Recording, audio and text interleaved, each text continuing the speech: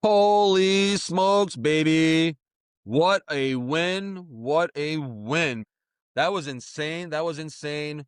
Welcome to Quito La Turco Monday Mayhem Bears edition, baby. Dude, I'm not gonna lie. I'm not gonna lie. After the Eagles got their ass kicked, well, they didn't get their ass kicked. Second half, they got their ass kicked by the Dallas Cowboys. I thought the Eagles were just pissed that they were going to take it out on us. And I really thought we were coming in there to get smoked, to be honest with you. And it was the other way around. We smoked them. It was phenomenal, man. Phenomenal. Manangai, Swift, Manangai 130 yards, one touchdown, Swift 125, one touchdown. They were averaging like over like 6 yards a game or 6 yards a gain. I believe it was like 6.9, I think is what Swift was averaging. Sorry, Eagles. You had him. You let go of him. Thank you. We thank you because we stopped Barkley 56 yards. 56 yards for Barkley.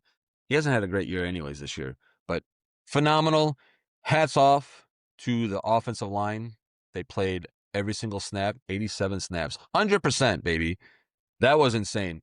Thuney, Dahlman, Jackson, Wright, Trapillo, phenomenal. I don't know what else to say. That was great. Defense was good. They had the interception, forced fumble on a tush push. Are you trying to tush push on the Bears? Come on. That ain't gonna happen. You know what else happened? I heard that was the first time that the Eagles turned over the ball on a tush push. That's right. And who did it? The Bears. That's right. Don't mess with the Bears, baby. It's the defense, man. Defense has come along. Last 4 games, they're allowing 20 points a game, which is, I'll take it. I'll take it all day long. They have forced 3 fumbles that they recovered and 4 interceptions. So 7 turnovers they've created in the last 4 games. I'll take it. They, against the Eagles, they dominated the clock. 39 and a half minutes. 39 and a half minutes, man. That is phenomenal. Last 4 games, we've controlled the clock 3 out of the 4. The only game we didn't control was the Pittsburgh game. So, and that was a close one, man. That was, whew, but I'm glad we beat Pittsburgh. Aaron Rodgers, suck it. I know you didn't play, but suck it, bro. You didn't get us. And if you retire, we got the last win on you. I don't care if you didn't play or not. We still got the last win on you. Here's what I'm going to say.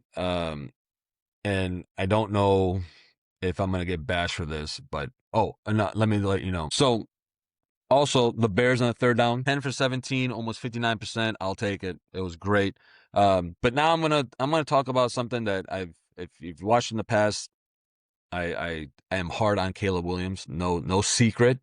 17 for 36, 154 yards, 1 touchdown, 1 interception. Is that good enough? And I'm not saying like he's bad. I'm not saying I hate him. I love the guy. I'll tell you why. Before the season started, I made a bet. And the bet was for the team wins. And I believe the Bears were at 8 wins. I bumped it up to 10 because I looked at the schedule and I'm like, with the new offensive line, with the offensive players that we have, we're winning 12 games. So I bumped it up to 10, like to be on the safe side. So 10 games, I picked over 10 games. Okay. Ranted to friends and family, we are going to be scoring 37 points a game. I wasn't saying we're going to be scoring 37 points a game and winning 12 games with Tyson Bagent. I was saying it with Caleb Williams. And the reason why I guess I'm hard on him is because when he played for USC 3 years, his completed percentage was like 66%, over 65%. Okay. Second year, he threw for over 4,500 yards. So I know he can do it. And I know you're going to say, NFL and college is completely different. I agree. But the changes that the organization made and the people that they brought in, which counts with the coaching staff, the drafts, the offensive line. I mean, you have a team that they built around Caleb Williams, just like at USC. He had a lot of people. His third year, wasn't great, but he still threw for, I think, 3,400 yards, something like that. But he still completed 60 some percent, 65, 66% of his passes. So he can do it. He's already proven it 3 years in a row.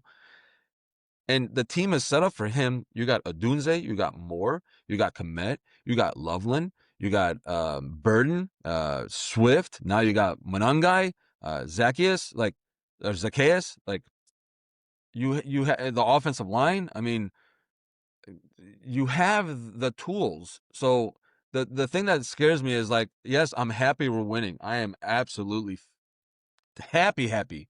But what happens when we play, which it's coming up this week, but when we play a team that can stop the run, that maybe their defensive line is better than offensive line, and we got to start throwing it. Uh, is 58%? Are we comfortable? And we say like, okay, like I trust in a 58% completion percentage quarterback to win the game. Honest opinion, no, I don't. I don't. And then like when we get in the playoffs and we're playing a team like the Seahawks or the Rams, 49ers we got coming up, that's gonna be a test for us. Like what happens? What happened? Oh, God forbid. Like let's say we go to the Super Bowl, man, and the Denver Broncos fly under the radar and get there too. They're a great defense. Like, so I mean, do we just, we get excited, oh, we got to the Super Bowl, and then we get crushed. You know what I mean? So like I'm not saying I hate him. I want him to do well. I'm a Bears fan, bro. Like I want him to win. Like, and we are winning. We're in a 5-game win streak. But I guess I could say like this: that Eagles game, he missed 2 end zone throws. So and they were the receivers were open. So he could have, in my opinion, he could have had, I don't know, 250, 270 yards, 3 TDs, like like that could have happened, and it didn't. So like that's the thing I fear. Like I'm getting all hyped up because of the wins, but in the back of my mind, I know that like if we play a strong defense that stops the run, we're cooked. We're cooked. So those are my thoughts on it. I won't say anything else anymore. I will just keep the mouth shut. So that's all I got to say. But now, next 5 weeks, we're going to Green Bay this week. That's going to be a big test for us, a huge test. And, you know, I don't know. Like we keep it going, we'll win. I hope so. If I was the guest, as looking at the numbers and everything, let's say we lose that game. But I'll take a split. We lose at Green Bay, but we win at home. So we got Green Bay, Cleveland's coming in the following week. I see a win on that. So if we lose to Green Bay this week, we're gonna be 9-4. We beat Cleveland, we're gonna be 10-4. And then Green Bay will come in town and we'll be 11-4. We're gonna go to San Francisco. Uh, I'm gonna say a loss there. So we're gonna be 11-5.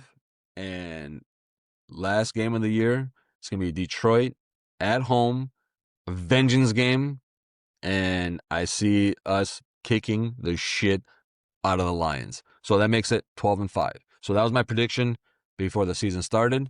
I had it posted up in the video before the season started that we're winning division 12-5. I actually had that last game where it's Detroit and Chicago playing to win that division because they were both tied, and Chicago comes out on top. So the next 5 weeks are crucial, but it'll also show us what we're made of. So if we can get 3 out of the next 5 games, then you know what?